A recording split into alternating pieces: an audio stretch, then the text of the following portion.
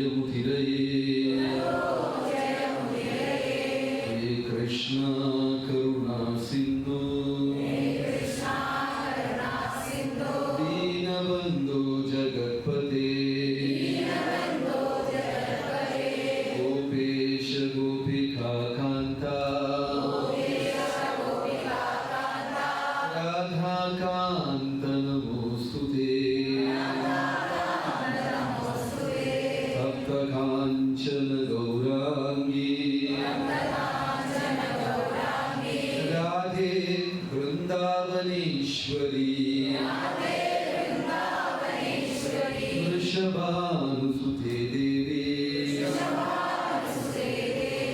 प्रणमामि हरिप्रिये जय श्री कृष्ण चैतन्य प्रभो नित्यानंद श्री अद्वैत गदाधर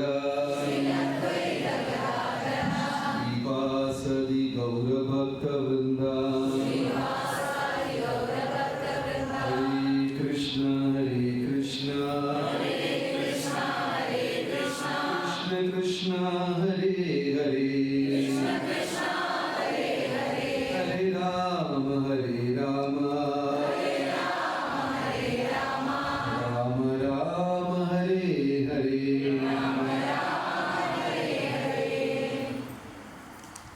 हरे कृष्ण। ഇപ്പോ വൈശാഖ മാസമാണ്, ചൂടാണ്. മാസങ്ങളിൽ 2 മാസം കുറച്ച് വിശേഷപ്പെട്ട മാസം, കാർത്തിക മാസവും വൈശാഖ മാസം. വൈശാഖ മാസം കഴിഞ്ഞ 21-ാം തീയതി തുടങ്ങി മെയ് 21-ാം തീയതി വരെ വൈശാഖ മാസമുണ്ട്. അതോടെ കുറച്ച് ചൂട് കുറയും എന്നാണ് പ്രതീക്ഷ. അപ്പോൾ ഈ സമയത്ത് ഇവിടെ ഉച്ചയ്ക്ക് ഒരു ക്ലാസ്സിന് പകരം എല്ലാവർക്കും തണുത്ത തണ്ണിമത്തനും ഐസ്ക്രീം, എല്ലാവർക്കും ഒരു കപ്പിൽ ഐസ്ക്രീം, ജ്യൂസ്, ഈ ഹോളൊക്കെ AC ആക്കി മാറ്റിയാണ്. ഭഗവത്ഗീത ക്ലാസ് വേണോ അല്ല ഞാൻ പറഞ്ഞ അവസ്ഥ ഏതായിരിക്കും ഇഷ്ടം?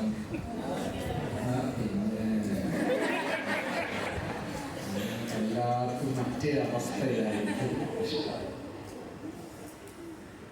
ഇത് എത്ര ഒരു പ്രാക്ടിക്കൽ കാര്യമോ ഇത് തന്നെയാണ് വൈശാഖ മാസത്തിലും നടക്കുന്നത്.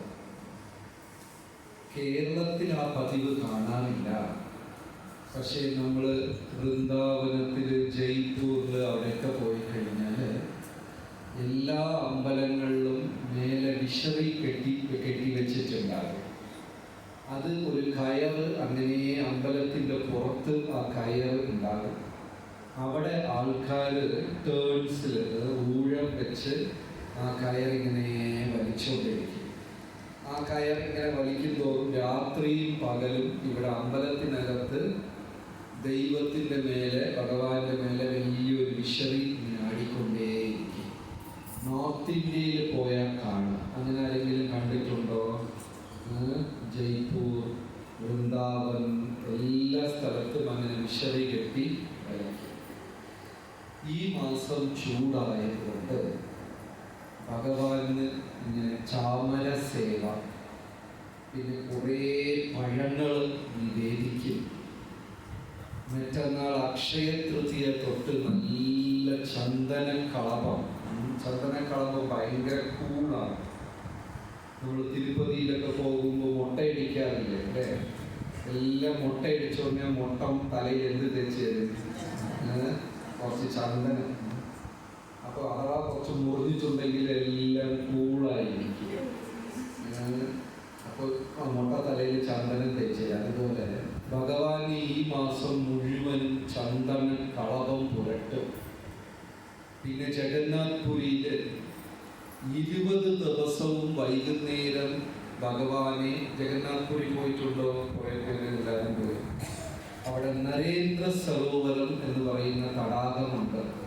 അവിടെ ഭഗവാനെ ബോട്ടിൽ കയറ്റി സന്ധ്യയ്ക്ക് മണിക്കൂറുകളോളം കീർത്തനം ചെയ്ത് ഇങ്ങനെ ഭഗവാനെ ബോട്ടിൽ വെച്ച് നൗകാവിഹാർ, ബോട്ട് യാത്ര ചെയ്യും. ഭക്തി എന്ന് പറയുന്നത് വളരെ വ്യക്തിപരമായ ഒരു കാര്യമാണ്. ഭക്തി യാന്ത്രികമല്ല. അപ്പോൾ കാലമനുസരിച്ച്, അവിടുത്തെ പ്രകൃതി അനുസരിച്ച് ഒരു വ്യക്തിയെ നമ്മൾ എങ്ങനെയൊക്കെ സ്വീകരിക്കുമോ അതുപോലെ തന്നെ ഭഗവാനെ സ്വീകരിക്കും. അപ്പൊ ഈ വൈശാഖ മാസത്തിൽ എന്തൊക്കെ ചെയ്യും?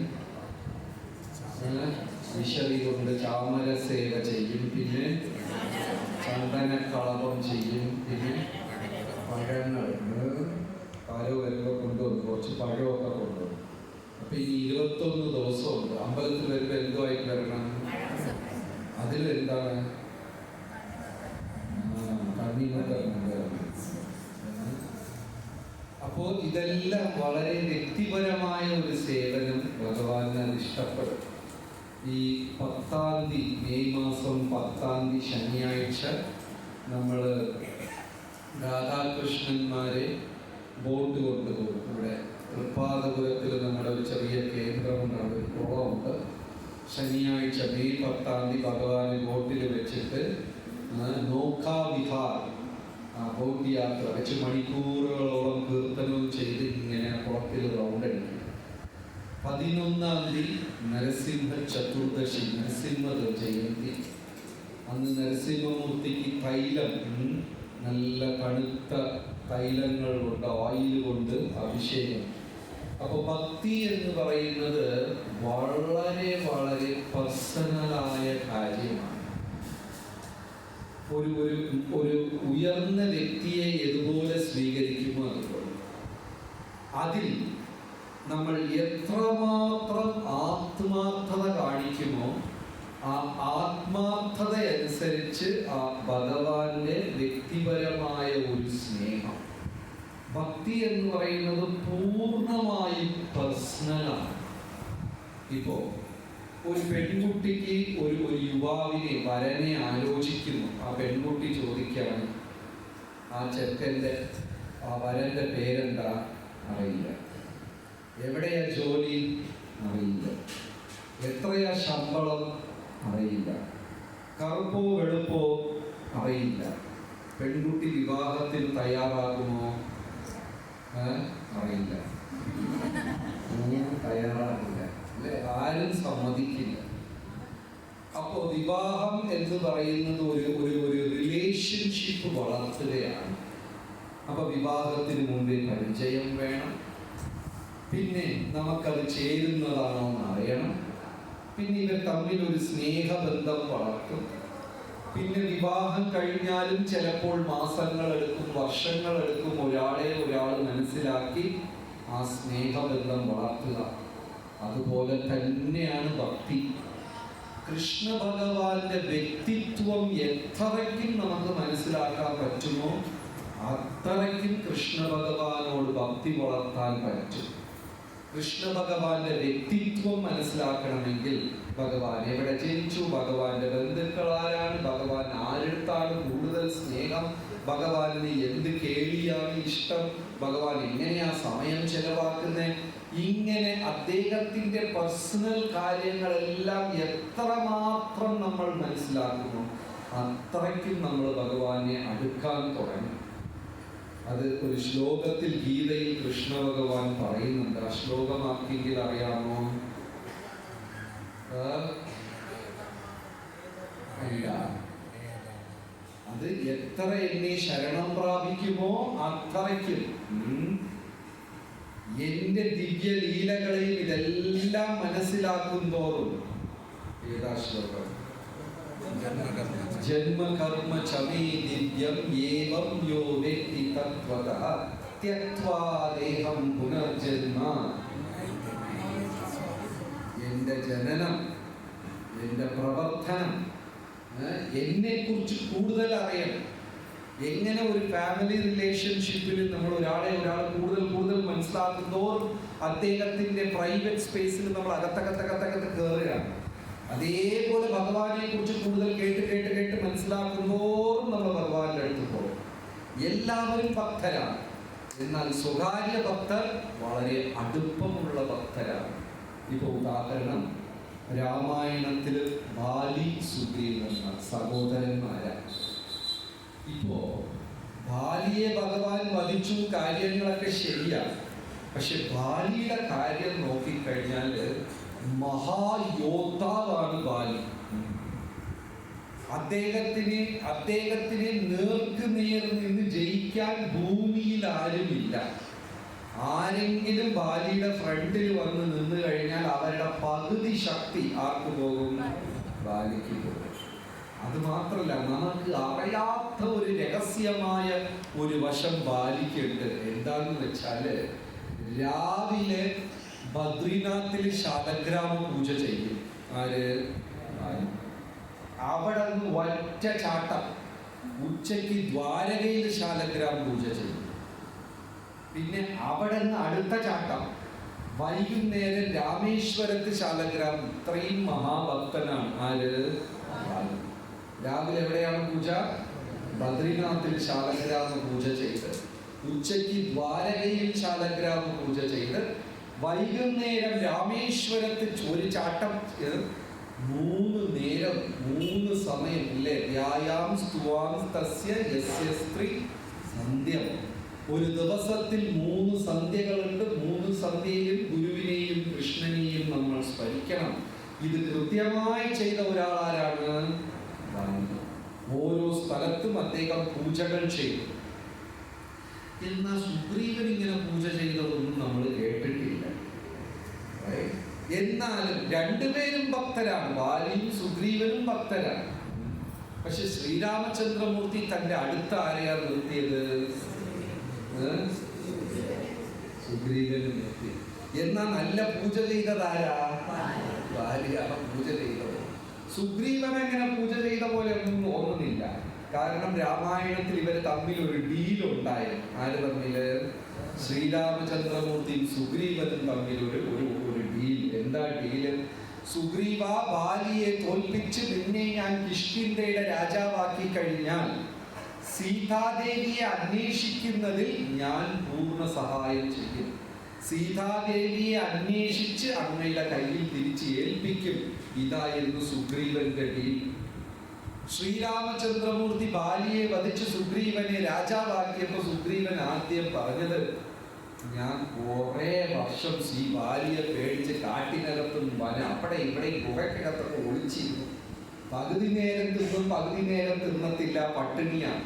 എപ്പോഴാ ഈ ബാലി വരുമെന്ന് പേടിച്ച് ഞാൻ ഒരു വക കഴിച്ചില്ല. അതുകൊണ്ട് രാമ, എനിക്ക് 1 മാസം ബ്രേക്ക് വേണം. എനിക്ക് ഉള്ളത് മൊത്തവും തിന്നണം. എന്തെല്ലാം കുടിക്കാവുണ്ടോ അതെല്ലാം കുടിക്കണം. എൻ്റെ ഭാര്യ താര ഇത്രയും കാലം ബാലിയുടെ കൈവശമായിരുന്നു. ഇപ്പോഴാണ് എനിക്ക് എൻ്റെ പത്നിയും കുടുംബവും തിരിച്ചു കിട്ടിയത്. എനിക്ക് ഇവരോടൊക്കെ 1 മാസം എനിക്കൊരു ബ്രേക്ക് സുഖമായി ഇരുന്നിട്ട് പിന്നെ ഞാൻ വന്ന് സീതയെ അന്വേഷിച്ച് തരാം. ഇപ്പൊ കൂടിയ ഭക്തരാരാണ്? ബാലിയാണ്, സുഗ്രീവനാണ്. ആരാണ് ഉയർന്ന ഭക്തൻ? ശരി, ലക്ഷ്മണൻ പറഞ്ഞു, കൊള്ളാലോ ഇയാള് ഇത്രയും സഹായിച്ച് കാട്ടിൽ കിടന്നവനെ രാജാവാക്കിയപ്പോ 1 മാസം ലീവ് വേണം. ലക്ഷ്മണൻ പറഞ്ഞു പറ്റൂല. ഉടനെ ശ്രീരാമചന്ദ്രമൂർത്തി പറഞ്ഞു, ലക്ഷ്മണ വിഷമിക്കണ്ട, പാവം ഒരുപാട് കാലം ഇങ്ങനെ ഇരുന്നതല്ലേ, 1 മാസമല്ലേ, നമുക്ക് വെയിറ്റ് ചെയ്യാം. 1 2 3 മാസമായി സുഗ്രീവന്റെ ഒരു അനക്കവും ഇല്ല.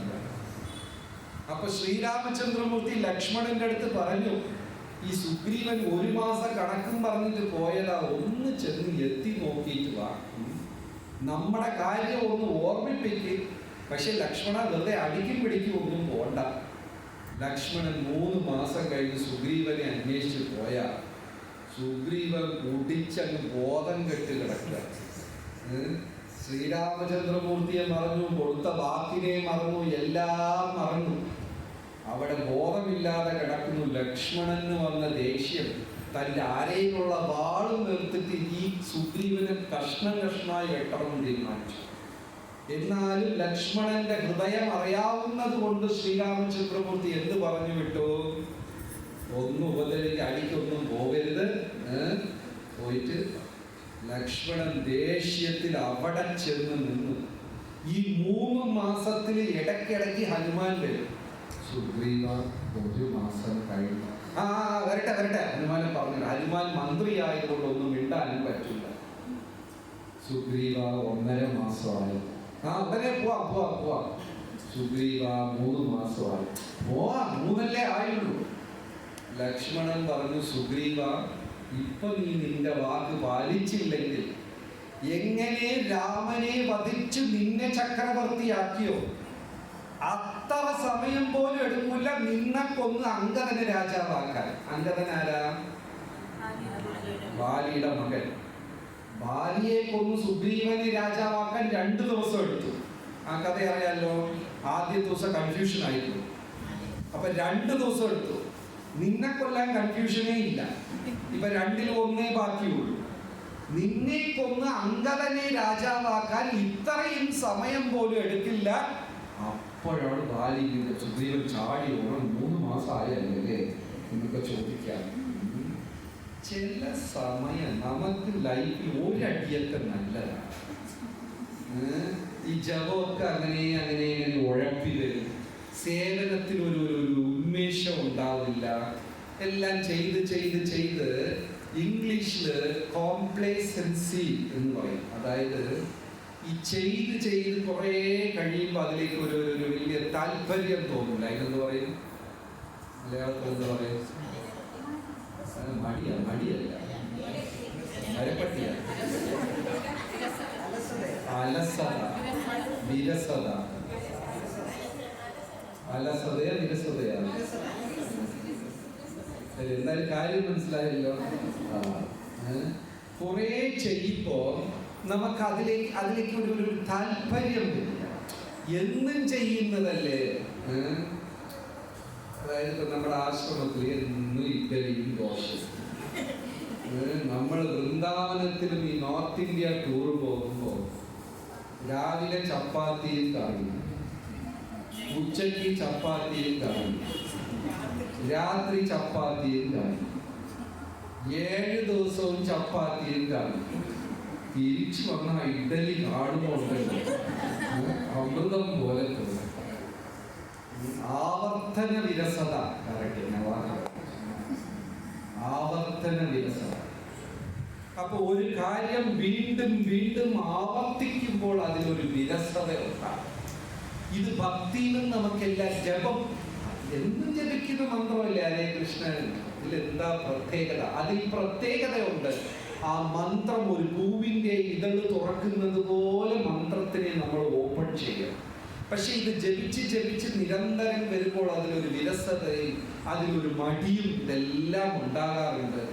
അതുപോലെ ഭക്തർക്കും ഉണ്ടാകാറുണ്ട്. അപ്പൊ ഇടയ്ക്ക് ഒരു കുലുക്ക്, ഒരു ഷേക്ക് നടന്നു കഴിഞ്ഞാൽ പെട്ടെന്ന് ജോലി നാളെ നഷ്ടപ്പെടുമോ? അന്നത്തെ ജപമുണ്ടല്ലോ.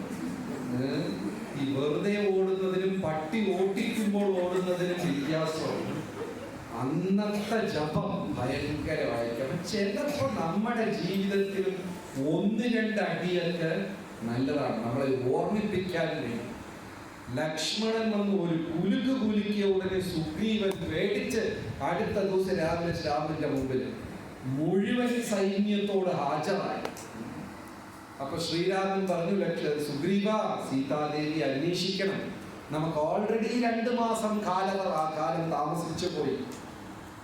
ഉടനെ സുഗ്രീവൻ തന്റെ സൈന്യത്തിനെ 4ആയി തിരിച്ചു.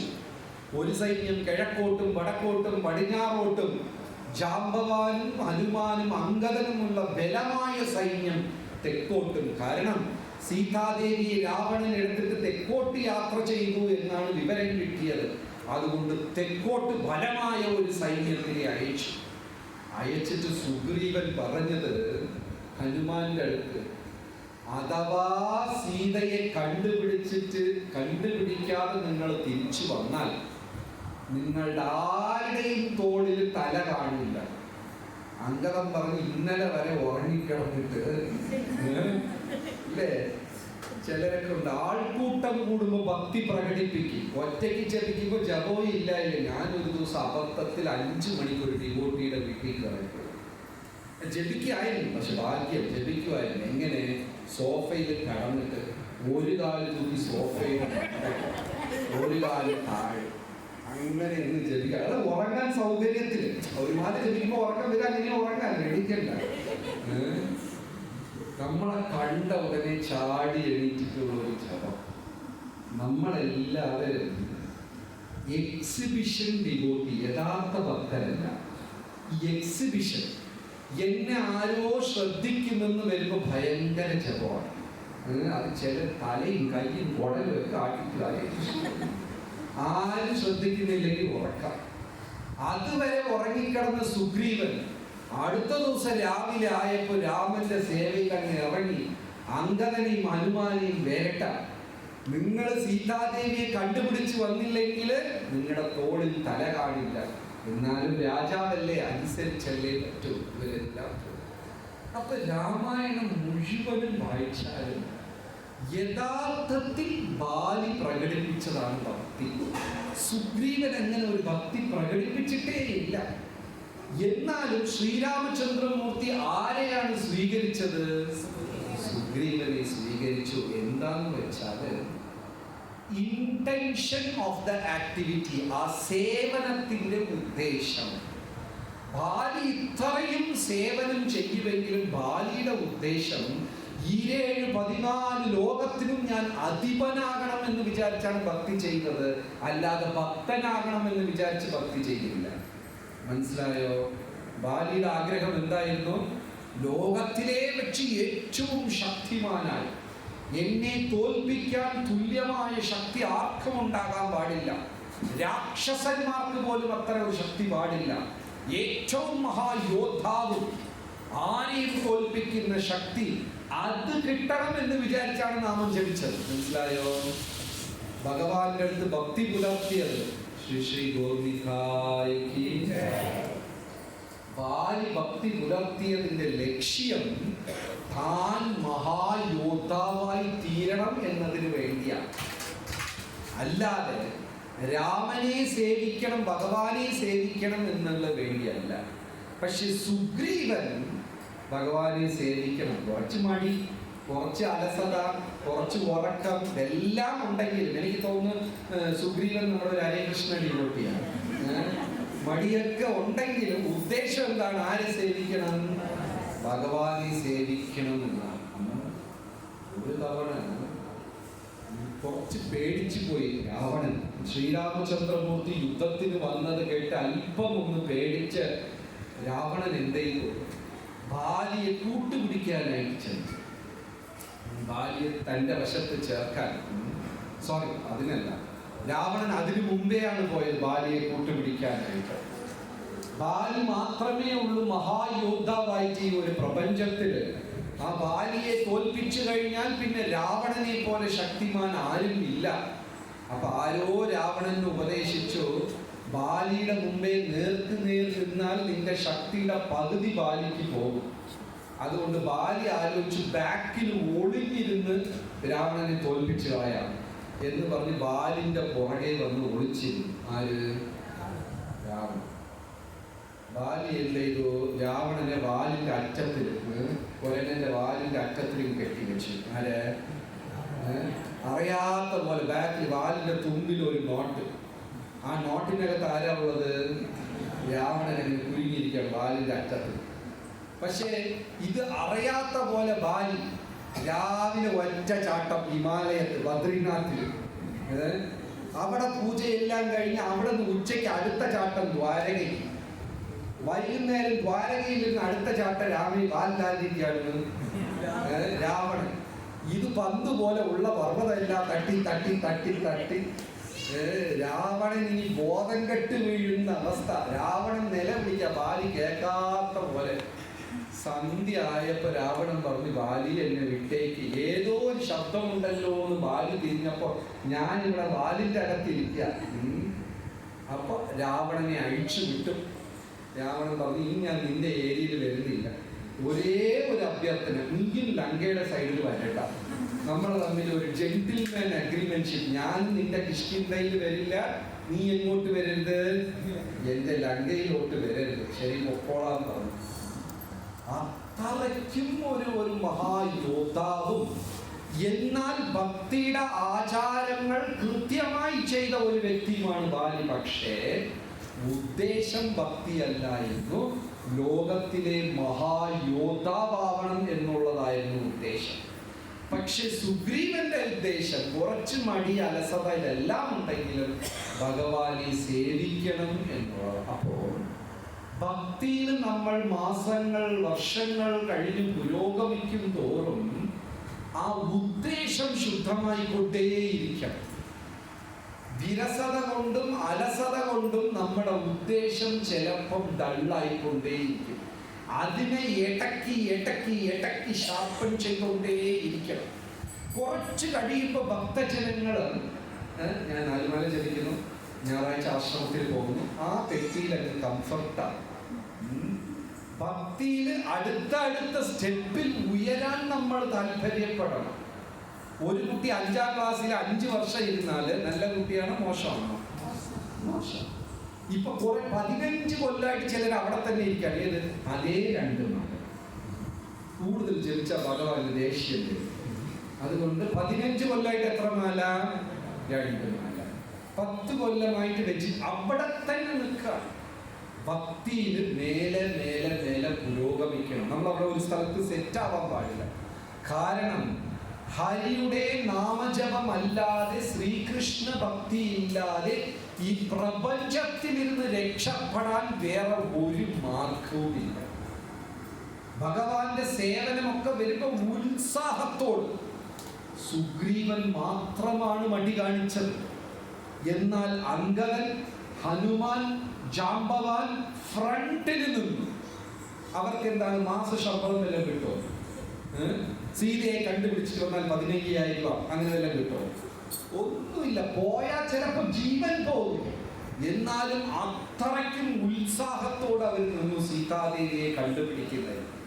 അതേപോലെ ഭഗവാന്റെ സേവനം ചെയ്യാനുള്ള അവസരം കിട്ടിക്കഴിഞ്ഞാൽ വളരെ സന്തോഷത്തോടുകൂടെ, സ്വാർത്ഥതയോടുകൂടെ എനിക്കത് വേണം, ചെയ്യാൻ സാധിക്കണം എന്ന് പിടിച്ചെടുക്കണം. ഒരു മടിയനായ ഭക്തനുണ്ടായിരുന്നു പ്രഭുപാദരുടെ കാലത്ത്. ഭയങ്കര ബുദ്ധിമാനാണ്. സേവനം വരുമ്പോൾ അതിനെ തട്ടി ഒഴിവാക്കാനുള്ള എല്ലാ വിദ്യയും പഠിച്ചു വെച്ചിട്ടുണ്ട്. സർവീസ് വരുമ്പോൾ തന്നെ ആള് റെഡിയാവും. ആ പ്രഭു നല്ല കാര്യമാണ്, അത് ചെയ്യും, നമുക്ക് വേണം, അത് അദ്ദേഹത്തിന് ഏൽപ്പിച്ചോളൂ, ഇദ്ദേഹത്തിന് ഏൽപ്പിച്ചോളൂ, സ്വയം ചെയ്യത്തില്ല. അങ്ങനെ ഒരു ബുദ്ധിമാനായ ഭക്തനുണ്ടായി. അപ്പൊ പ്രഭുപാദർ ഒരു ചർച്ച നടത്തി, ഇദ്ദേഹത്തിന് ടെമ്പിൾ പ്രസിഡന്റ് ആക്കണം എന്നൊരു ചർച്ച. ഇദ്ദേഹത്തിന്റെ ചെവിയിൽ അത് വീണു. എന്താണ്? എന്ത് സേവനമാണ്? ഇദ്ദേഹം മനസ്സുകൊണ്ടുള്ള ആൻസർ എല്ലാം റെഡിയാക്കി. കാരണം അത് ഇതൊക്കെ മെനക്കെട്ട പണിയാണ്. സ്വയമുള്ള കാര്യം നോക്കി, അടുത്തവരുടെ കാര്യവും നോക്കി, ഉള്ള കല്ലേറ് മൊത്തം കിട്ടും. മനസ്സിലായി? അപ്പൊ ഇദ്ദേഹം മനസ്സുകൊണ്ട് ആ സേവനം ഒഴിവാക്കാനുള്ള സർവത്ര വിദ്യയും കണ്ടുപിടിച്ചു. പ്രഭുപാദ പറഞ്ഞാൽ ഇത് പറയണം, അത് പറയണം, ഞാൻ ബുക്ക് വിതരണം ചെയ്യാം, ഇത് ചെയ്യൂല എന്ന് പറയണം, ഇത് നല്ലോണം ചെയ്തോളാം. അതെല്ലാം മെന്റലി ഫുള്ളി പ്രിപ്പയർഡ് ആണ്. ആര്? പ്രഭുപാദ പറഞ്ഞു. ഇദ്ദേഹം ചെന്ന് ഇപ്പൊ പ്രഭുപാദന് ടെമ്പിൾ പ്രസിഡന്റ് ആവാൻ പറയും, ഞാൻ ടപ്പേന്ന് പോയിന്റ് വെച്ച് പറയും. ഇദ്ദേഹം കുനിഞ്ഞ് നമസ്കരിച്ചു. പ്രഭുപാദ പറഞ്ഞു, നീ സന്യാസമുണ്ട്, ഈ തലയിൽ ചക്ക എടുത്തിട്ടോ. ആളെന്താ പ്രതീക്ഷിച്ചു വന്നത്? Temple president. പ്രഭുപാദ പറഞ്ഞ എന്താണ്? കല്യാണം കഴിഞ്ഞ് 3 മാസമായതേ ഉള്ളൂ. വെറും 3 മാസം ആയതേ ഉള്ളൂ. ചിലരെ കണ്ട് പറഞ്ഞ സന്തോഷത്തോടു കൂടെ പോയി എടുക്കും. കാരണം 3 മാസം കൊണ്ട് അവർക്ക് മതിയായി. പക്ഷെ ഇദ്ദേഹം ആകെ തകർത്തു പോയി. പ്രഭുപാദ്, ഞാൻ കല്യാണം കഴിച്ച് 3 മാസം ആയതേ ഉള്ളൂ. എൻ്റെ വൈഫ് എൻ്റെ അടുത്ത് വലിയ സ്നേഹത്തിലാണ്, ഞങ്ങൾ അത് ചെയ്യാൻ ഉദ്ദേശിക്കുന്നുണ്ട്, ഞങ്ങൾ 2 പേരും കൂടെ ഇങ്ങനെ സേവനം ചെയ്യാം, അങ്ങനെ സേവനം ചെയ്യാം. അതാണ് പ്രഭുപാദ് പറഞ്ഞു, അതൊക്കെ നിനക്ക് ചെയ്യാമല്ലോ. അല്ല, ഞാൻ വിവാഹം കഴിഞ്ഞതോടെ ഞങ്ങളുടെ പ്രൊഡക്ഷൻ ഡബിളായിരിക്കും, 2 ഇരട്ടി ഞങ്ങൾ ചെയ്യാം. നീ സന്യാസം എടുത്താൽ ഒരുപാട് ഇരട്ടി വർദ്ധിക്കുമല്ലോ. ഇങ്ങനെ ഇദ്ദേഹം പറയുന്ന മുടന്ന ന്യായങ്ങൾക്കെല്ലാം പ്രഭുപാദ അത് ഓരോന്നും പറഞ്ഞു. ഇദ്ദേഹം ഫൈനലി പ്രഭുപാദ സന്യാസം പറഞ്ഞു. വേറെ എന്ത് പറഞ്ഞാലും ചെയ്യാം. അതായത് ഈ പ്രകൃതി ഒരു കാര്യം മനസ്സിലാക്കണം, നമ്മളെക്കാളും ബുദ്ധി ദൈവത്തിനുണ്ട്. അത് ആദ്യം നമ്മൾ സമ്മതിക്കണം. നമ്മളെക്കാളും ബുദ്ധി ആർക്കുണ്ട്? നമുക്കുള്ള കുരുട്ടു ബുദ്ധിയുടെ PhD ആണ് കൃഷ്ണ ഭഗവാൻ. യോഗേശ്വര അഖില ഗുരോ ഭഗവൻ നമസ്തേ. കാരണം ഒരേ ദിവസത്തിൽ 3000 ഗോപസ്ത്രീകളുടെ വീട്ടിൽ ഒരേ സമയത്ത് വെള്ളം മോഷ്ടിച്ചാവാം. അങ്ങനെ ഇങ്ങനെ ഒന്നും പറ്റിക്കാൻ പറ്റില്ല.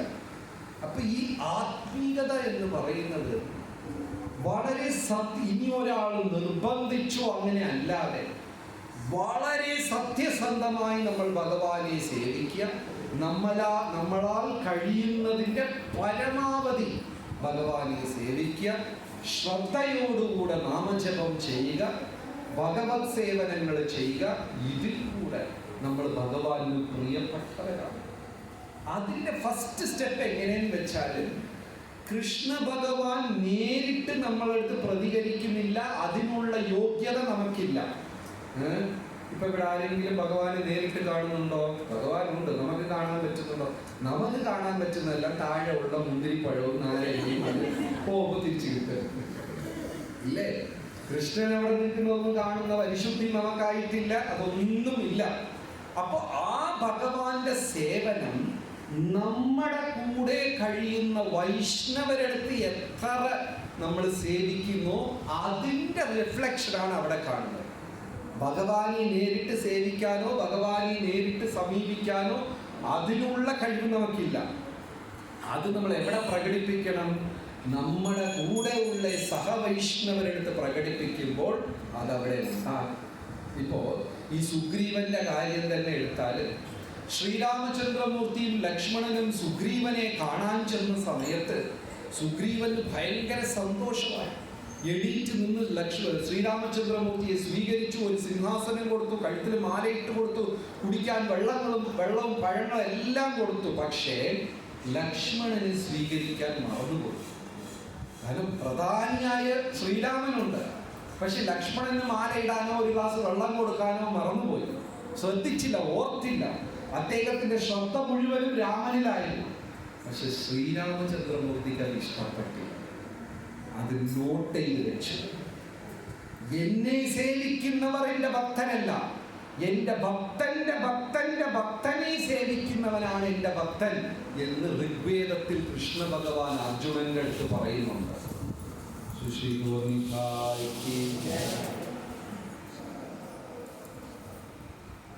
എന്നെ സേവിക്കുന്നവർ എൻ്റെ ഭക്തരല്ല. ആരെ സേവിക്കുന്നവരാണ്?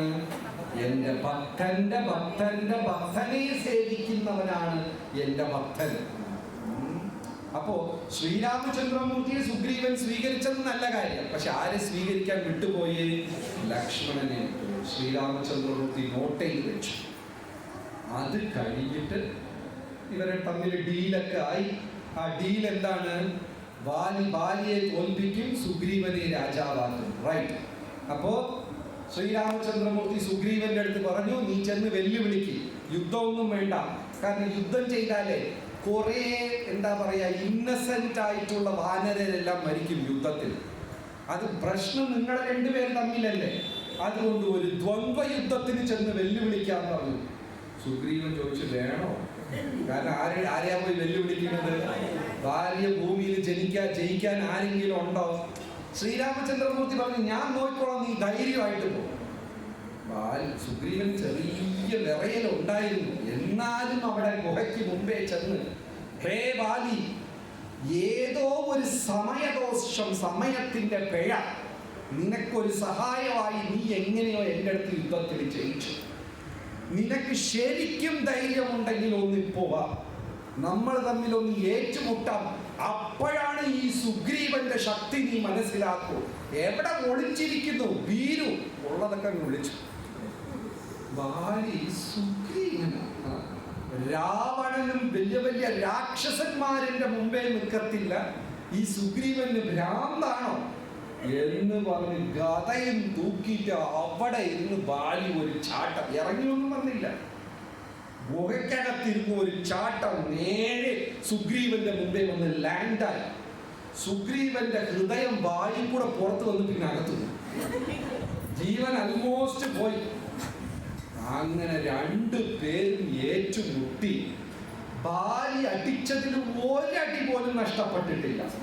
അത്ര ഏറ്റുവാങ്ങിച്ചു. ആര്? സുഗ്രീവൻ.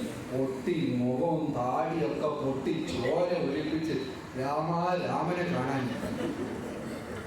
ഓടി അങ്ങ് ജീവനും കൊണ്ട് ഓടി ചെന്ന് ശ്രീരാമചന്ദ്രമൂർത്തി ഭഗവാനെ, ഇതിനേക്കാൾ എന്റെ വല്ല കിണച്ചിലോ ആറ്റിലോ വീഴാൻ പറഞ്ഞു ഞാൻ ചാടി മരിച്ച.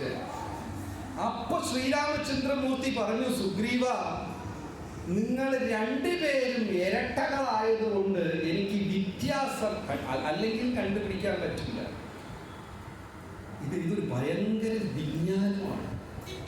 മനുഷ്യർക്ക് മാത്രമേ മനുഷ്യന് വ്യത്യാസം, നമുക്ക് മിക്സ് ആവില്ല. നമുക്ക് ഓരോരുത്തരെയും നല്ല പരിചയമുണ്ട്.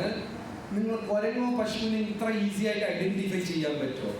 10 കുരങ്ങ് നിർത്തിയാൽ അത് രമേശ് കുരങ്ങാണ്, കുമാർ കുരങ്ങാണ്, സതീഷ് കുരങ്ങാണ്, കറക്റ്റ് പറയാൻ പറ്റുമോ? നമുക്ക് കണ്ടാൽ എല്ലാം ഒരുപോലെ ഇരിക്കുള്ളൂ. അതായത് ആ ജീവി വർഗങ്ങൾക്ക് മാത്രമേ അത്ര ഈസി ആയിട്ട് ഐഡന്റിഫൈ ചെയ്യാം. കുരങ്ങ് നമ്മളെ നോക്കിക്കഴിഞ്ഞാൽ മൊത്തം മനുഷ്യന്മാർ, വാലുമില്ല, നമ്മൾക്ക് ബുദ്ധി, അങ്ങനെ അതൊക്കെ നമ്മളെയൊക്കെ കാണുമ്പോൾ ഏകദേശം എല്ലാത്തിനും ഒരുപോലെ ഉണ്ടാവും. നമുക്ക് മറ്റ് ജീവ പൊതുവിൽ ഐഡന്റിഫൈ ചെയ്യാൻ പറ്റുമോ? ഇത് മിസ്റ്റർ കൊതുക്, മിസ്സസ് കൊതുക്, മക്കൾ കൊതുകാണ്, ഇത് നേതാവാണ്, ഇത് BJP കണ്ടുപിടിക്കാൻ പറ്റും. ഭയങ്കര ബുദ്ധിയാണ്, കൊതുക് ഇതുവരെ കണ്ടുപിടിച്ച് വെച്ചിരിക്കുകയാണ്. അപ്പോ ശ്രീരാമചന്ദ്രമൂർത്തി പറഞ്ഞു, നിങ്ങൾ രണ്ടുപേരെയും കണ്ടപ്പോൾ എനിക്ക് തിരിച്ചറിയാൻ പറ്റിയില്ല, അതുകൊണ്ട് നീ നാളെ മാലയിട്ടിട്ട് പോ. അവിടെ ആചാര്യന്മാർ രാമായണത്തില് അതിനെ അംഗീകരിച്ചില്ല, പ്രതിഷേധം നടത്തി. എന്താണ്? ഭഗവാൻ ഇങ്ങനെ പറഞ്ഞാൽ ഞങ്ങൾ എന്ത് ചെയ്യും? ബാലിയാര് സുഗ്രീവനാരെന്ന് ഭഗവാന് തിരിച്ചറിയാൻ പറ്റിയില്ല, അതുകൊണ്ടാണ് സുഗ്രീവനെ രക്ഷിച്ചില്ലെന്ന് പറഞ്ഞാൽ നമ്മൾ ഇതും വിശ്വസിച്ച് ദിവസം 16 മാല ഉരുട്ടിക്കൊണ്ടിരിക്കുകയാണ്. മരണ ദിവസം കൃഷ്ണൻ പറയാണ്, എനിക്ക് നിന്നെ തിരിച്ചറിയാൻ പറ്റിയില്ല, നീ എന്നെ കുളിച്ചില്ലായിരുന്നു എന്നൊക്കെ പറഞ്ഞു കഴിഞ്ഞാൽ നമ്മുടെ ഗതി എന്താ? അതുകൊണ്ട് ആചാര്യന്മാർ ഈ ഒരു വിശദീകരണം സ്വീകരിച്ചില്ല. ശ്രീരാമചന്ദ്രമൂർത്തി തന്ന വിശദീകരണം എന്താണ്? വിശദീകരണം തിരിച്ചറിയാൻ പറ്റില്ല. അവർ എന്താ സംഭവം? അന്ന് സുഗ്രീവന് ലക്ഷ്മണന് വെള്ളം കൊടുത്തില്ലല്ലോ, 2 അടി ഇരിക്കട്ടെ രാമൻ ഉണ്ടാകെ. എന്നെ ആരാധിക്കുന്നതിനേക്കാളും പ്രാധാന്യം ആരെ ആരാധിക്കണം? എന്റെ ഭക്തജനങ്ങളെ ആരാധിക്കണം. അത് തെറ്റിച്ചത് കൊണ്ട് കിട്ടട്ടെ അവന് 2 അടി. അതുകൊണ്ട് നിങ്ങളെല്ലാവരും ഭഗവാനെ ശരണം പ്രാപിക്കുന്നതിനേക്കാളും ബുദ്ധി ഏതാണ്? തൊട്ടടുത്ത് ജപിച്ചോണ്ടിരിക്കണോ പിടിച്ചോ. അത് തന്നെയാണ് ഗജേന്ദ്ര മോക്ഷത്തിലും സംഭവിച്ചത്. 2 പേർക്കും, അതായത് ഗജേന്ദ്രനും മുതലയ്ക്കും ഒരേ സമയത്താണ് മോക്ഷം. എന്നാൽ ഫസ്റ്റ് ആരാ പോയത്? മുതല. ഗജേന്ദ്രന് പിടിച്ചോ. മുതലയ്ക്കായിരുന്നു മോക്ഷം ആദ്യം. അതുകൊണ്ട് ഗജേന്ദ്രൻ ഭഗവാനെ ശരണം പ്രാപിച്ചു. മുതൽ ആരെ ശരണം പ്രാപിച്ചു? ഗജേന്ദ്രനെ ശരണം പ്രാപിച്ചു. അതുകൊണ്ട് ഭക്തന്മാരെ പൂജിക്കണം. അപ്പൊ അതൊരു അപരാധമാണ് ലക്ഷ്മണനെ സ്വീകരിക്കാത്തത്. അതുകൊണ്ട് ശ്രീരാമചന്ദ്രമൂർത്തി പറഞ്ഞു, നാളെ നിങ്ങൾ മാലയിട്ടിട്ട് പോ. സുഗ്രീവൻ അത് വിശ്വസിക്കുകയും ചെയ്യും. ഞാൻ ഒരുപോലെ ഇരുന്നുകൊണ്ടാണ് എനിക്ക് അടി കിട്ടിയത്. ശരി ലക്ഷ്മണ, ആ പുഷ്പഹാരം എടുത്ത് സുഗ്രീവന്റെ കഴുത്തിലിടൂ. ഉടനെ ലക്ഷ്മണൻ കൊണ്ടുപോയി. രാമചന്ദ്രമൂർത്തി ആ മാലയിട്ടില്ല. ആരാ മാലയിട്ടത്? ലക്ഷ്മണൻ ഇട്ടു. എന്ന് വെച്ചപ്പോൾ ആ അപരാധം അവിടെ ക്ലിയറായി. ലക്ഷ്മണന്റെ അനുഗ്രഹം. അടുത്ത ദിവസം പോയ പഠിച്ചു. ശ്രീരാമചന്ദ്രമൂർത്തിക്ക് എന്താ കൺഫ്യൂഷൻ? തൻ്റെ ഭക്തജനങ്ങളെ ആരെങ്കിലും കർമ്മണാ മനസാ വാച വേദനിപ്പിക്കുകയോ വിമർശിക്കുകയോ കുറ്റം പറയുകയോ ചെയ്തിട്ടുണ്ടെങ്കിൽ അതെല്ലാം നിങ്ങൾ 16 മാല ജപിച്ചാന്നുള്ളത് സെക്കൻഡ്. ഫസ്റ്റ് എന്താണ്? ഏതെങ്കിലും ഡിവോട്ടിയുടെ കൂടെ അടികൂടിയാ, അതായിരിക്കും ഫസ്റ്റ് വെക്കുക. അപ്പൊ ഭക്തന്മാരുടെ കൂടെ വഴക്കിട്ടവർ, അഭിപ്രായ വ്യത്യാസം, തർക്കം നടത്താത്ത ആരെങ്കിലും ഇവിടെ ഉണ്ടോ? കുറച്ച് ബുദ്ധിമുട്ടാണ്. അപ്പോ ഭാര്യയും സുഗ്രീവനും 2 പേരും ഭക്തരാണെങ്കിലും ഭാര്യ ആചാര അനുഷ്ഠാനങ്ങൾ കൃത്യമായി ചെയ്തുവെങ്കിലും ഉദ്ദേശശുദ്ധി സുഗ്രീവനാണ് കൂടുതൽ. ഭക്തി എന്ന് പറയുന്നത് വളരെ സ്വകാര്യമായ ഒരു ബന്ധം എനിക്കും ഈശ്വരനും ഇടയിൽ. ആ ബന്ധത്തിന് എത്ര പ്രാധാന്യം കൊടുത്ത് ഞാൻ സ്വകാര്യമായി അത് വളർത്തുന്നു എന്നുള്ളതിലാണ്. ഹരേ കൃഷ്ണ. എന്തെങ്കിലും ക്വസ്റ്റ്യൻ ഡൗട്ട് ഉണ്ടെങ്കിൽ ചോദിക്കാം.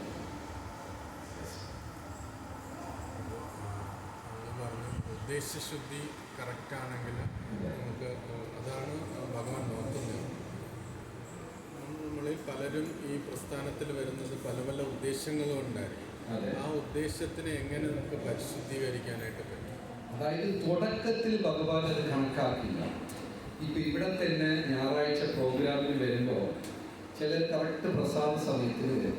അതിൻ്റെ ഉദ്ദേശം എന്താണ്? പ്രസാദം കഴിക്കുക. ഇനി ഒരു കൂട്ടർ ക്ലാസ് നടക്കുമ്പോൾ താഴെ ചർച്ച നടത്തിക്കൊണ്ടിരിക്കും. ഇങ്ങനെ പല ഉദ്ദേശവും ഉണ്ടാകും. പക്ഷേ തുടക്കത്തിൽ ഭഗവാൻ അതൊന്നും കാര്യമാക്കില്ല. കാരണം തുടക്കത്തിൽ ആരുമേ ശുദ്ധഭക്തരല്ല. ഹരേ കൃഷ്ണ പ്രസ്ഥാനത്തില് 90% ആൾക്കാരും ഭക്തരായത് പ്രസാദം കൊണ്ടാണ്.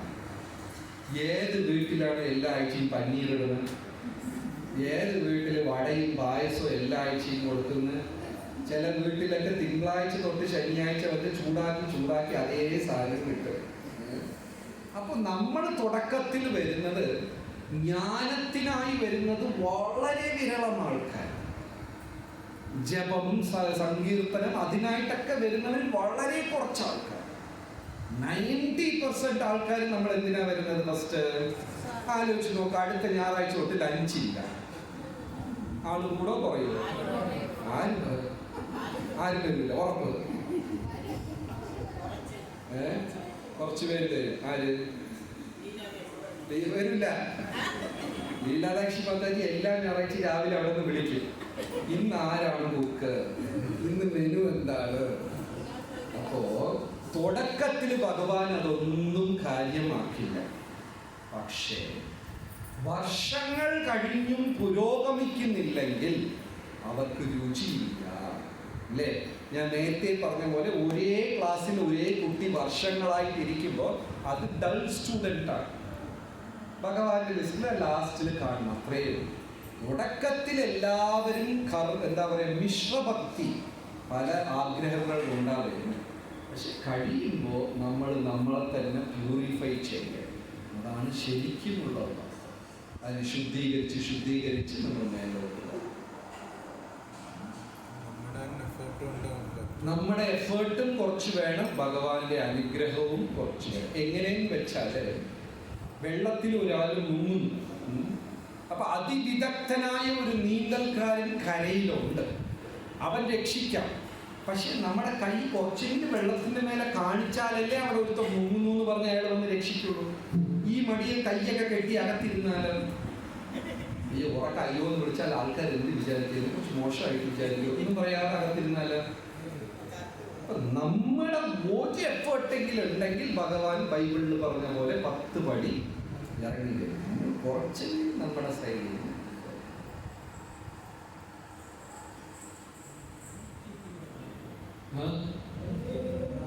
108 സംഖ്യകളിൽ ഭഗവാൻ 108നെ പ്രതിനിധീകരിക്കുന്നതാണ്.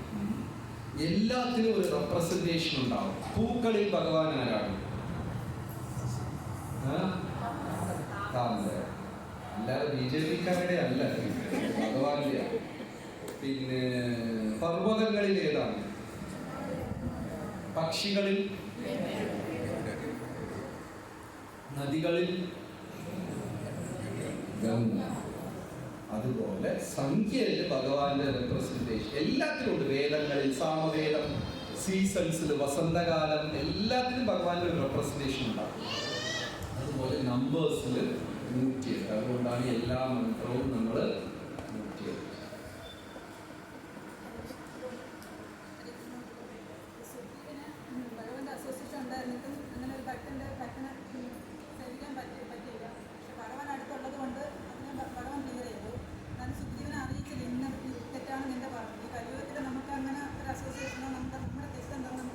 നമുക്ക് ഭഗവാൻ മനസ്സിലാക്കി തരും. എങ്ങനെയെന്ന് വെച്ചാൽ, നമ്മൾ ശരിക്കും ഒരു നല്ല ഉദ്ദേശമുള്ള ഒരു ഭക്തനാണെങ്കിൽ, അഥവാ അവൻ തെറ്റ് ചെയ്യുകയാണെങ്കിൽ, അവൻ ഒരു ബുക്ക് എടുത്ത് വായിക്കുമ്പോൾ അവന് വേണ്ട കറക്റ്റ് ആൻസർ വരും. അങ്ങനെ അനുഭവം ഉണ്ടാവും ഒരുപാട് പേർക്കുണ്ട്, ഇല്ലേ? അല്ലെങ്കിൽ നമ്മൾ അന്ന് ചെന്നിരിക്കുമ്പോൾ അത്ഭുതം തോന്നും, നമ്മുടെ വിഷയമായിരിക്കും അവിടെ അന്ന് ചർച്ചയിൽ വരുന്നത്. എനിക്ക് വേണ്ടി പറയാം എന്ന് നമുക്കൊരു സംശയം തോന്നും. അല്ലെങ്കിൽ നമ്മൾ കേൾക്കവേ അതിനെക്കുറിച്ച് ആരെങ്കിലും ചർച്ച ചെയ്യും. ഭഗവാൻ ആ സന്ദേശം നമ്മളടുത്ത് പരമാത്മ എങ്ങനെയെങ്കിലും എത്തിച്ചിട്ടുണ്ടാകും. രാമൻ അടുത്തിരുന്ന കൊണ്ട് അടി കിട്ടി, പക്ഷെ നമുക്കൊന്നും അടിച്ചാൽ തിരിച്ചെണീക്കാനുള്ള ശക്തി ഇല്ലാത്തത് കൊണ്ട് നമുക്ക് ചെറിയ ചെറിയ രീതിയിൽ കൂടെ നമുക്ക് ആ ഇൻഫർമേഷൻ മെസ്സേജ് കിട്ടിപ്പോകും.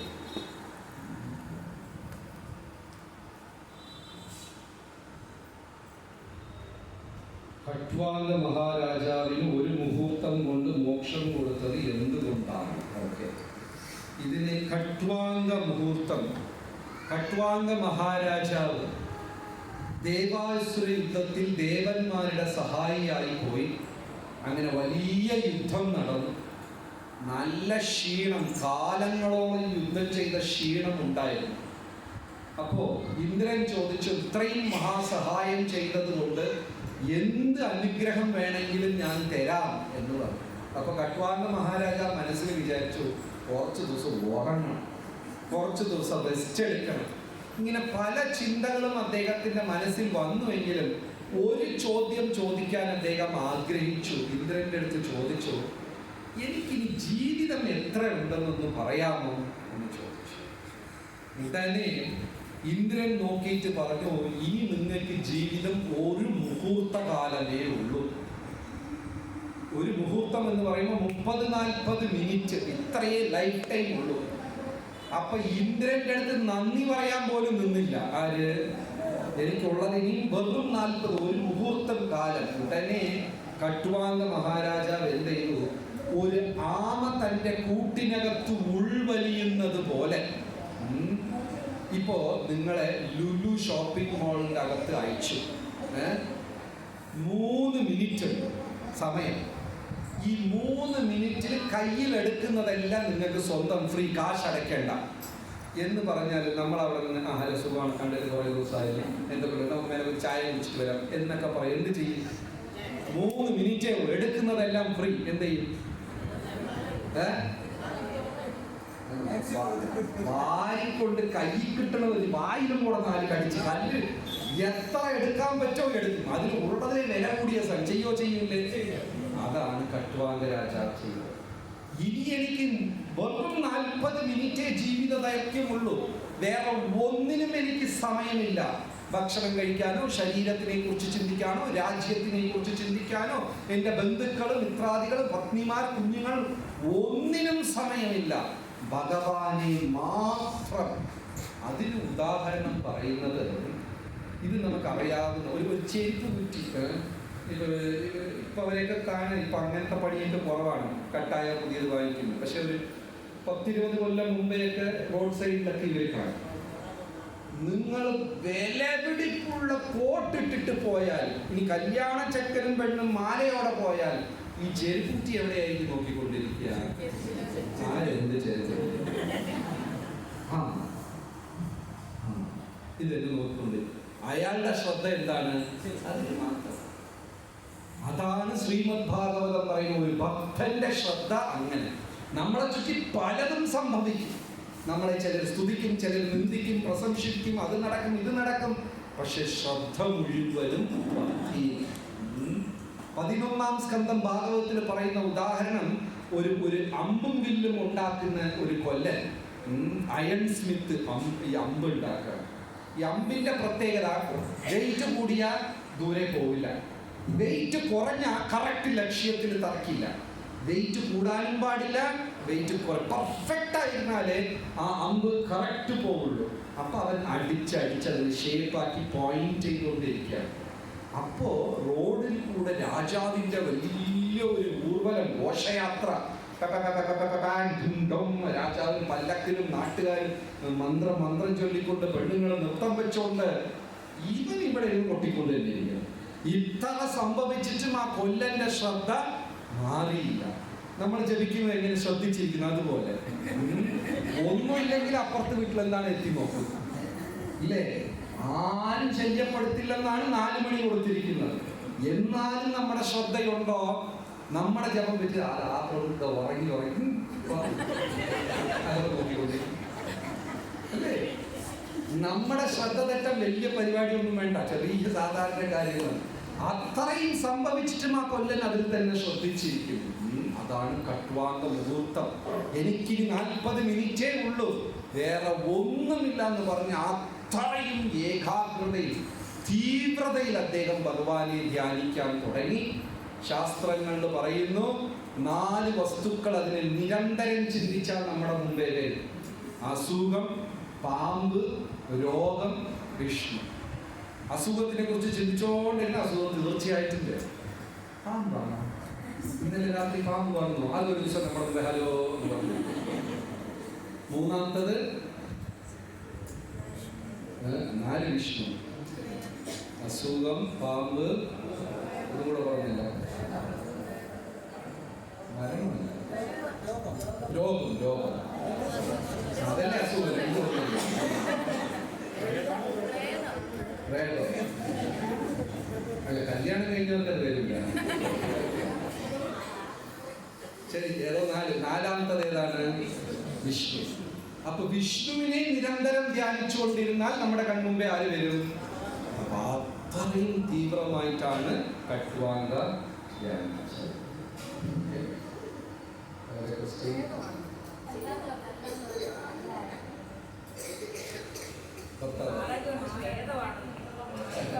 ശരി, ആരോ ആയിക്കോട്ടെ. എന്താണ് ക്വസ്റ്റ്യൻ?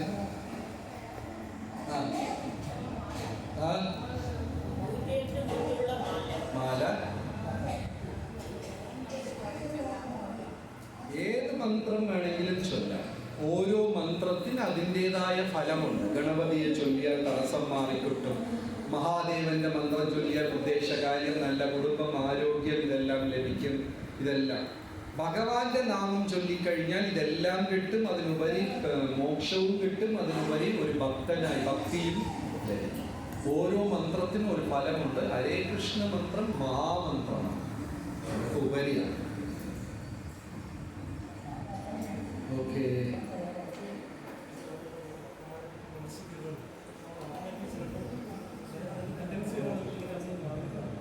അതുകൊണ്ട് രഘുനാഥദാസ് ഗോസ്വാമി ഇവരെ പോലെ ഉള്ളവരൊക്കെ എന്ത് ചെയ്തു? അതിന് പോംവഴി എന്താ വെച്ചാല് ദിവസം ഒരു 10-20 ഭക്തരെങ്കിലും അപ്രീഷിയേറ്റ് ചെയ്യുക. അത് ആദ്യം ആർട്ടിഫിഷ്യലി തോന്നും, പക്ഷെ അത് ചെയ്തത് ഒരു ശീലമാണ്. രഘുനാഥദാസ് ഗോസ്വാമി ഒരു ദിവസം 1000 വൈഷ്ണവരെ സ്തുതിക്കും. അതൊരു എങ്ങനെ ജപം ഒരു സാധന, അതുപോലെ വൈഷ്ണവരെ സ്തുതിക്കുന്നത് അദ്ദേഹം ഒരു സാധനയായി ഏറ്റെടുത്തിരുന്നു. അപ്പൊ ദിവസം 1000 വൈഷ്ണവരെ കണ്ടിട്ട് അവർ അപ്രീഷിയേറ്റ് ചെയ്യും. അത് നല്ലൊരു സ്വഭാവമാക്കി അദ്ദേഹം മാറ്റി. സോ ഇനിയിപ്പോ മറ്റന്നാള് അക്ഷയ തൃതീയാണ്. അക്ഷയ തൃതീയ വളരെ വിശേഷപ്പെട്ട ഒരു ദിവസമാണ്. കാരണം ദ്രൗപദിക്ക് അക്ഷയപാത്രം കിട്ടിയത്, കുചേലൻ ശ്രീകൃഷ്ണ ഭഗവാനെ ചെന്ന് കണ്ടുമുട്ടിയത്, ഭഗവാന് 21 ദിവസം ചന്ദനയാത്ര കളപച്ചാർത്ത് തുടങ്ങുന്നത്, ജഗന്നാഥ്പുരിയിലെ ജഗന്നാഥിനെ നരേന്ദ്ര സരോവരത്തില് നൗകാവിഹാർ ബോട്ടിൽ കൊണ്ടുപോകുന്നത്, നരസിംഹസ്വാമിയെ സിംഹാചലത്തില് ഒരു വർഷം മുഴുവൻ ചന്ദന കളഭത്തിൽ അടച്ചു വെച്ചിട്ട് ഇന്ന് ആ ദിവസം തുറക്കും. ബദ്രിനാഥ് ക്ഷേത്രം തുറക്കും. ഇങ്ങനെ പല വിശേഷപ്പെട്ട ലീലകൾ നടന്ന ദിവസമാണ്. ഏത് ദിവസം? അക്ഷയ തൃതീയ. അപ്പൊ അന്നേ ദിവസം കൃഷ്ണ ബലരാമ ക്ഷേത്രത്തിൽ വൈകിട്ട് 5 മണി മുതൽ 7 മണി വരെ 16 മാല ജപമുണ്ട്. കാരണം അന്ന് ചെയ്യുന്നതിന് നാശമില്ല, നശുരമില്ല എന്നാണ്. 16 മാല ജപം അന്ന് നമ്മൾ ചെയ്യുന്നുണ്ട്. മറ്റന്നാൾ ബുധനാഴ്ച വൈകിട്ട് 5 മണിക്ക്, വ്യാഴാഴ്ച, ചൊവ്വയാണ്, ബുധനാഴ്ച, 30-ാം തീയതി ബുധനാഴ്ച വൈകിട്ട് 5 മണിക്ക് കൃഷ്ണബലരാം ക്ഷേത്രത്തിൽ വരിക. 16 മാല എല്ലാവരും ഒരുമിച്ചുള്ള ജപമുണ്ട്. അത് കഴിഞ്ഞിട്ട് സത്സംഗവും പ്രസാദവും ഉണ്ടായിരിക്കുന്നതാണ്. അന്ന് മുതൽ 21 ദിവസം ഭഗവാൻ, ഞാൻ പറഞ്ഞില്ലേ ഈ കാലഘട്ടത്തിൽ ഭഗവാന് വന്ന് വിശദീകരിക്കുക, ചന്ദനം പുരട്ടിക്കൊടുക്കുക, പഴങ്ങൾ കൊടുക്കുക, ഇതെല്ലാം ഭഗവാൻ ഇഷ്ടപ്പെട്ട സേവനമാണ്. നിങ്ങൾക്ക് താല്പര്യമുണ്ടെങ്കിൽ വീട്ടിൽ ശുദ്ധമായ ചന്ദനം ഉരച്ച് ഈർപ്പമില്ലാതെ അതിനെ ഉണക്കി ഒരു ചെറിയ ഡബ്ബയിലാക്കി കൊണ്ടുവന്നാൽ അവിടെ ഭഗവാന് വേഗത്ത് പുരട്ടും. പിന്നെ ആർക്കെങ്കിലും പഴങ്ങൾ കൊണ്ടുവരാം, ചന്ദനം കൊടുക്കാം, തുളസിക്ക് ജലധാര, തുളസിക്ക് വെള്ളം കൊടുക്കാം. ഇതെല്ലാം ഈ മാസം വളരെ പ്രത്യേകിച്ചുള്ള സേവനമാണ്, അതൊക്കെ ചെയ്യാൻ സാധിക്കും. അക്ഷയ തൃതീയ തൊട്ട് തുടങ്ങുന്നു. പൂക്കൾ കൊടുക്കാം. ഭഗവാന്റെ എന്താ പറയുക, കുളിർമ, തണുപ്പുണ്ടാക്കുന്ന എല്ലാ സേവനങ്ങളും നമുക്ക് ഈ മാസം ചെയ്യാൻ സാധിക്കും. പിന്നെ അടുത്ത ദീക്ഷ എടുക്കുന്നവരുടെ 6 മാസത്തെ ദീക്ഷാ ക്ലാസ്, ഞായറാഴ്ച തോറുമുള്ള ദീക്ഷാ ക്ലാസ് തുടങ്ങുന്നു. അതിൽ താല്പര്യമുള്ളവർക്ക് ഇന്ന് പേര് കൊടുക്കാം. 16 മാല ജപിക്കുന്നുണ്ട്, എന്നാൽ ദീക്ഷ എടുത്തിട്ടില്ല. അങ്ങനെയുള്ളവർ കൈ ഉയർത്തുക. 16 മാല ജപിക്കുന്നു, എന്നാൽ ദീക്ഷ എടുത്തിട്ടില്ല. ഓക്കെ, ഇതിൽ ആർക്കൊക്കെ താല്പര്യമുണ്ട് ദീക്ഷ എടുക്കാൻ? 16 എല്ലാവർക്കുണ്ട്. 1 2 3 4 5 6 7 8 9 10 11 15 16 പേരുണ്ട്. 4 പേരെടുക്കും.